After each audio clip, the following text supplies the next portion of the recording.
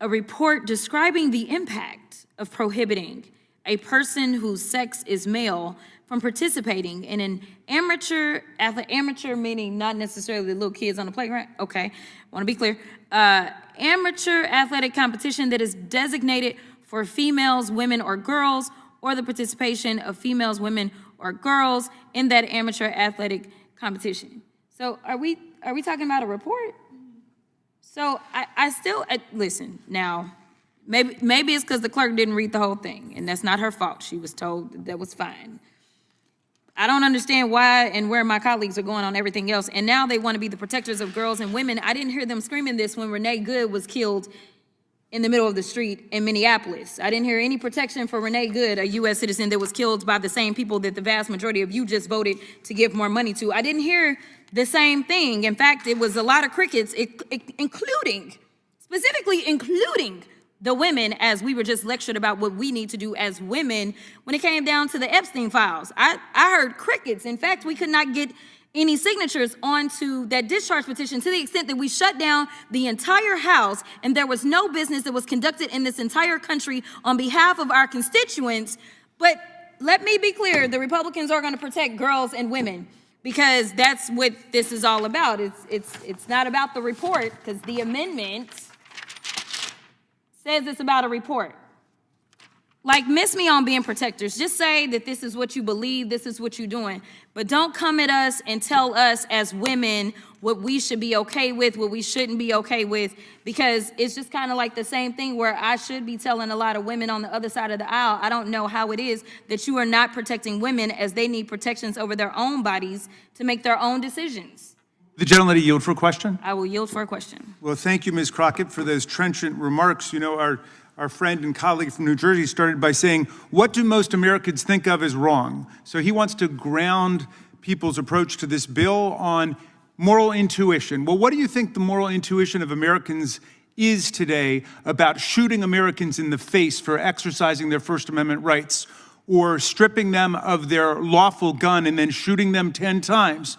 You think the vast majority of Americans reject that? Oh, I know they do. You think that's why Donald Trump says he's going to de-escalate and they're trying to get out of Minneapolis because the whole country rejects the bloody, violent authoritarianism on display there? Oh, absolutely. Against women and girls and men and boys? Yeah, and I can also remind my colleagues that feel so deeply about the children, the same children that they don't want to have $6 a day to eat and SNAP benefits, but I know that they care so deeply about children because as myself and Joaquin Castro traveled to the Dilley facility in Texas, where they had kidnapped a 5-year-old out of Minneapolis and took him, I don't remember any of my Republican colleagues going to check on the people and the children, maybe don't talk about their parents, but the children that are currently incarcerated. You know, after we left Dilley, I made it clear that as someone who has practiced criminal defense, I have been in actual prisons, I have been in jails. This was the first time that I've been in a facility that doesn't even offer educational opportunities. So you're snatching kids away from their schools sometimes. I do have a bill if y'all care about schools and care about the hospitals and care about the churches. I have a bill for that if y'all want to, sign up. But nevertheless, these children are being kidnapped and then they are being thrown into a place that now has a measles outbreak. They are not being given adequate care whatsoever, and the children don't even have access to education. In this country, even somebody who is a convicted felon can go and get a degree. And these kids, their education has been stunted because this administration, with the complicity of each of you on that side who refuse to acknowledge what is wrong, because I agree, some things shouldn't be right or left, they should be right or wrong. So if we want to talk about the amendment, because I think you don't want a report because the reports will reveal what most of y'all don't want to actually admit, which is that when it comes down to trans people in sports on the collegiate level, we have 10 in this country. Y'all want to sit up here and write bills as it relates to literally 10 collegiate athletes. That's all we have that are trans.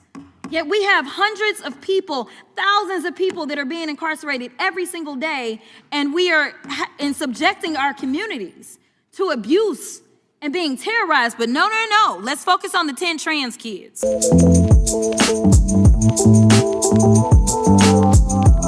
What you're watching here is not a sports debate. It's a branding exercise getting ripped apart in real time. The moment starts with this oddly clinical, lawyerish setup, a report describing the impact of prohibiting a person whose sex is male. And you can almost feel the room trying to pretend this is neutral, procedural, and boring. Like, oh, relax, everybody. It's just a report. But Crockett immediately smells what it is, a policy fight wearing a lab coat. And that's what makes this clip hit, because Crockett doesn't just argue the substance, she attacks the pose. She's basically saying, stop hiding behind the word report, like it's a magic spell that turns your culture war into a spreadsheet. If you want to restrict who can participate in women's sports, say that with your chest. Don't wrap it in fake bureaucratic language and then act offended when people call it what it is. That's the first punch. You're not transparent, you're strategic. Then she goes for the jugular, the protect women and girls slogan. This is where the clip becomes a full-on indictment. Crockett basically says, now y'all are the protectors. Where was that energy when Renee Good was killed in the street in Minneapolis? Where was the outrage? Where were the speeches? Where were the tears? And the way she says it, crickets. That's not policy language. That's shame language. That's calling out selective empathy as a political tool. And notice what she's doing. She's flipping the Republican framing on its head because the GOP wants the audience locked into one narrow storyline. Girls' sports equals safety, equals common sense. Crockett refuses to stay in that box. She expands the frame to, if you actually cared about women's safety, you'd show up consistently. You'd protect women's bodily autonomy. You'd protect women from state violence. You'd protect women when it costs you something. That don't tell us as women what we should be okay with moment. That's a very deliberate move. She's not just arguing with Republicans, she's calling out the gendered hypocrisy of it all. It's basically, you don't get to posture as the guardians of womanhood while supporting policies that strip women's control over their own bodies. It's a rhetorical trap. Either you care about women's autonomy as a principle, or you don't. You can't turn it on like a faucet when it's politically convenient. Then comes that interjection, the moral intuition line, and honestly, it escalates everything, because the question thrown to her is brutal. What's the moral intuition about Americans being shot for exercising First Amendment rights, about violence, about authoritarian power? Crockett doesn't hesitate. She agrees the public rejects it, and the exchange reframes the whole debate. This isn't just rules for sports. It's about the government's relationship to people, who gets protected, who gets policed, and who gets crushed. And here's where the clip gets viscerally political. She pivots to kids, poverty, SNAP, detention, and what she describes as children being kidnapped into a facility with no education access and even a measles outbreak. The details land like body blows because she's not speaking abstractly. She's speaking as someone saying, I went there, I saw it. Whether you agree with her framing or not, the point is she's making the GOP think of the children rhetoric collide with actual children in actual systems. And then she drops the line that is basically the thesis statement of the entire rant. On the collegiate level, we have 10 trans athletes, and y'all are writing bills about 10 kids. That's the numbers argument, disproportionate attention. And it's meant to make the audience ask, if this affects so few people, why is it treated like the nation's emergency? And her answer implicitly is because it's not really about fairness. It's about fear, optics, and political targeting, while larger systems of incarceration and abuse churn every day with far less legislative urgency. And that's the real takeaway from today. If someone wants to wrap a culture war agenda in the language of a report, we're not obligated to pretend it's neutral.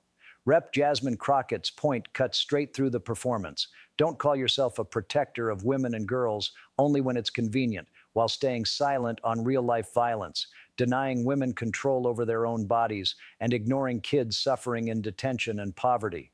This isn't about a paperwork amendment. It's about priorities, power, and who gets defended versus who gets discarded. If you want accountability, keep this conversation going in the comments. Do you think Congress is solving real problems or manufacturing distractions? Like, subscribe and share so more people hear what's actually being said on that House floor.